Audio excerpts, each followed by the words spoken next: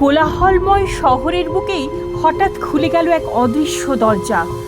মনে হলো বাস্তবের কলকাতা ফেলে পা রেখেছি সত্যজিৎ রায়ের কল্পনার রাজ্যে। দেওয়ালে ঝুলছে তার আঁকা রেখার জাদু, সিঁড়ির ধাপে ধাপে সাজানো চলচ্চিত্রের স্মৃতি, আর প্রতিটি কোণায় যেন ফিসফিস করে বলছে হীরক রাজার দেশে গুপি বাঘার সুরে কল্পনাই সব থেকে বড় সত্য। দরজায় দাঁড়িয়ে ভূতের রাজা, মুখে সেই চিরচেনা হাসি। মনে হলো আবার বুঝি বলবেন, ভূতের রাজা দিল বর। সেই বর আজ সোনার রূপোর নয়, স্মৃতির, স্বাদের, বাংলা সংস্কৃতির। কাঁসার থালায় সাজানো ভাত, শুক্তো থেকে মাছ, মাংস থেকে মিষ্টি, প্রতি পদ যেন এক একটি গল্প। শুধু খাবার নয়, এ যেন বাংলার ইতিহাস, লোককথা আর সিনেমার এক অনন্য পরিবেশন। আজ বুঝলাম কিছু রেস্টুরেন্ট শুধু ক্ষুধা মেটায় না, তারা মনকে ফিরিয়ে নিয়ে যায় শৈশবের পাতায়, যেখানে গুপি বাঘা গান গায়, হীরক রাজার দেশে অন্যায়ের বিরুদ্ধে প্রতিবাদ জাগে, আর সত্যজিৎ রায় তার অমর সৃষ্টিতে শিখিয়ে দেন কল্পনাই মানুষের সব থেকে বড় স্বাধীনতা। ফিরে এলাম ঠিকই, কিন্তু মনে হলো ভূতের রাজার দেওয়া সেই বর আজও রয়ে গেছে। এক মুঠো স্মৃতি, এক চিমটি নস্টালজিয়া, আর বাংলার শিল্প সংস্কৃতির প্রতি নতুন করে প্রেমে পড়ার অমূল্য উপহার। নমস্কার, আমি সঙ্গীতা। এএস নেচার লাভার চ্যানেলে আপনাদের সকলকে জানাই আন্তরিক স্বাগতম। প্রকৃতির টানে, ইতিহাসের ডাকে আর নতুন অনুভূতির খোঁজে আবারও আপনাদের সামনে হাজির হয়েছি একটি নতুন ব্লগ নিয়ে। আজ চলুন কলকাতার সেই অলিতে গলিতে, যেখানে গল্পেরা এখনও বেঁচে আছে, শিল্প আজও কথা বলে, আর প্রতিটি স্বাদ হয়ে ওঠে এক একটি স্মৃতি। চলুন শুরু হোক আজকের এই অনন্য সফর।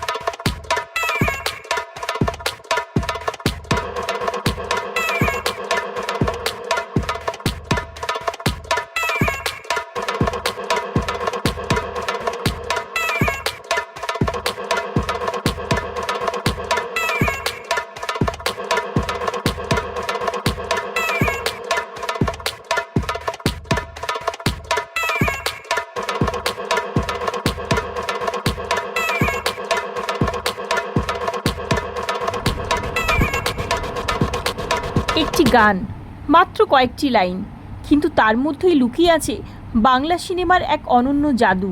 ভূতের রাজা দিল বর শুধু একটি গান নয়, এটি কল্পনা, মানবতা আর আশার প্রতীক।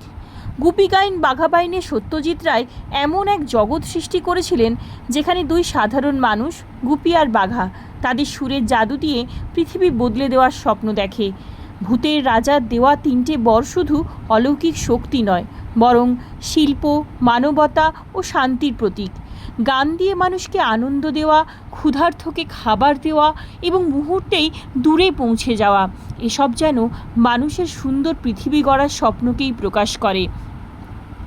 আজও ভূতের রাজা দিল বর শুনলে মনে হয় সত্যিকারের শক্তি অস্ত্রে নয়, সুরে, ভালোবাসায় আর মানবিকতায়। তাই এই গান আজও প্রজন্মের পর প্রজন্মকে মুগ্ধ করে রেখেছে।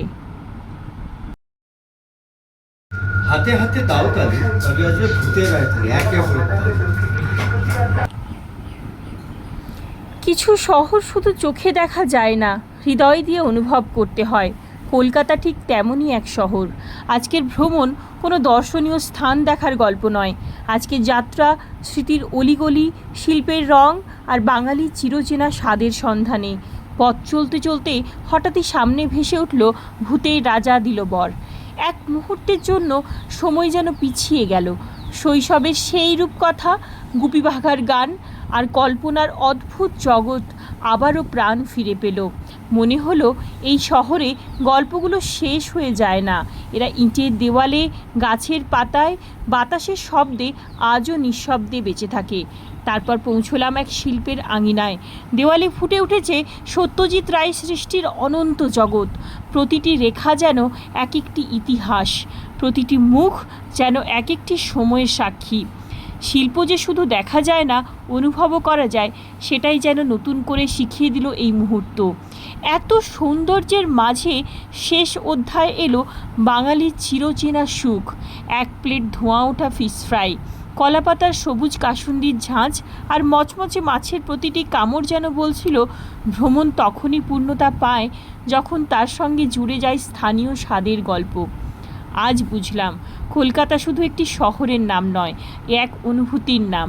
এখানে ইতিহাস কথা বলে, শিল্প নিঃশ্বাস নেয়, আর প্রতিটি স্বাদ রেখে যায় আজীবনের স্মৃতি।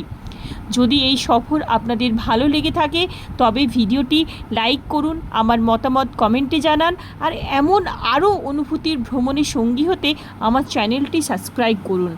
আবার দেখা হবে নতুন কোনো গল্পে, নতুন কোনো পথ আর নতুন কোনো অনুভূতি নিয়ে।